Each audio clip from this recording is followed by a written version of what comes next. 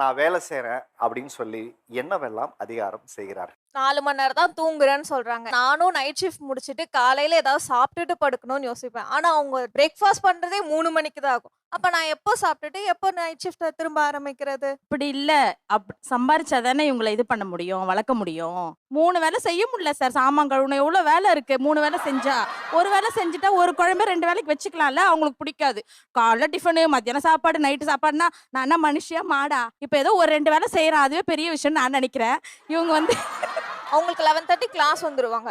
கிளாஸ பார்த்துக்கிட்டே சாப்பாட விட்டுருவாங்க. ஒரு சில டைம் சாப்பாடு கீழ கரிஞ்சிரும். குழம்பு கரிஞ்சிரும். இல்ல பொங்கி வந்து அந்த சாப்பாடு நொய்யு நொய்யுன்னு ஆயிடும். ஏதாவது ஒண்ணு மிஸ்டேக். சாம்பார் பிடிக்காது, காரக்குழம்பு பிடிக்காது. அப்புறம் நான் என்ன குழம்பு வைக்கிறது நீங்களே சொல்லுங்க. அந்த அம்மாக்கு எப்ப பார்த்தாலும் ஸ்பைசியா செய்யணும். எனக்கு அது பிடிக்கல. நான் என்ன பண்ண முடியும்? எனக்கும் உடம்பு பார்க்கணும்ல. எனக்கு 40 ஆயிடுச்சு இப்ப. கொஞ்சம் கண்ட்ரோலா இருந்தா தானே என் உடம்பும் நல்லா இருக்கும். நான் இன்னைக்கெல்லாம் உட்கார்றேன். எனக்கு இடுப்பு வலிக்குது, கை வலிக்குது. கொஞ்சம் ஏஜ் ஆக ஆக எனக்கு இந்த கழுத்து நரம்புலாம் இழுக்குது. அது சொன்னா புரிஞ்சுக்க மாட்டாங்க. வீட்ல இப்ப நீங்க 2 பேரும் வேலைக்கு போறதுனால நான் ஒண்ணு கேட்கிறேன். நீங்க எத்தனை நாள் சமைக்கிறீங்க? உங்க அம்மா எத்தனை நாள் சமைக்கிறாங்க? அவ சமைக்கவே மாட்டா, சாமான் கழுவ மாட்டா, எல்லாமே நான் தான் பண்ணணும். காலைல டிஃபன் முடியாது. ஏன்னா நான் 5 மணிக்கு தான் போய் படுக்கிறேனே. வீட்ல காலை டிஃபன் கிடையாது. கிடையாது. அது ஒரு 10 வருஷமாவே கிடையாது.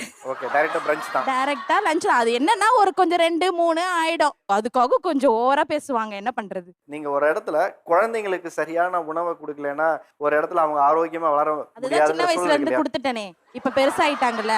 ஸ்கூல் போகும்போதெல்லாம் நான் தானே எடுத்துட்டு போனோம். அப்பெல்லாம் அதை ஸ்கிப் பண்ணி இதை ஸ்கிப் பண்ணி எப்படியோ இவங்களை கூட்டிட்டு போய் இவங்களை மேனேஜ் பண்ணி வளர்த்துட்டேன்ல.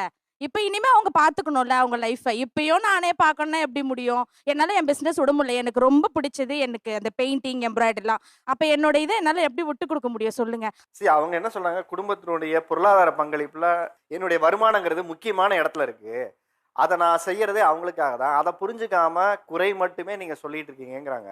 இப்போ கல்யாணம் பண்ணணும் அப்படின்னா இவ்ளோ சவரன் வீட்ல இருக்கணும் அப்படி சொல்லிட்டு இதுக்கு நீ இதை போடு அதுக்கு நீ இதை போடுன்னு பேர்டன் பண்ணாம இருக்கிறது இருக்குது, வந்தா வரட்டும் வரலனா போட்டோன்ற மென்டாலிட்டி மாதிரி எப்படி விட ப்ராப்ளம் முடியும்? இருக்காது இல்லையா? அப்போ நான் பேர்டன் ஆக வேண்டாம், நான் எக்ஸ்ட்ரா ஏர்ன் பண்ணணும்ன்ற அவசியம் இருக்காது. நீங்க சொல்லலாம், இது எந்த பெற்றோரும் ஒத்துக்க மாட்டாங்க.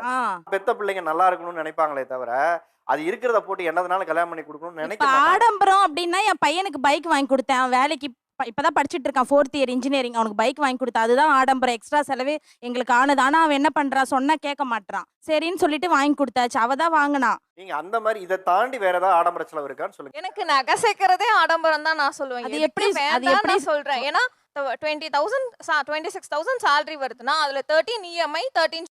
இதுக்கப்புறம் நான் எங்க இருந்து என்னத்தை சேர்த்து வைக்கிறது எனக்கு புரியல. இல்ல, சேவிங்ஸ் தானே போகுது. சேவிங்ஸ் போகுது, பட் ஆனா வீட்டுக்குன்னு ஒண்ணு டக்குன்னு எடுக்கணும்னா பண்ண முடியுதா? வீட்டுக்குன்னு எடுத்தா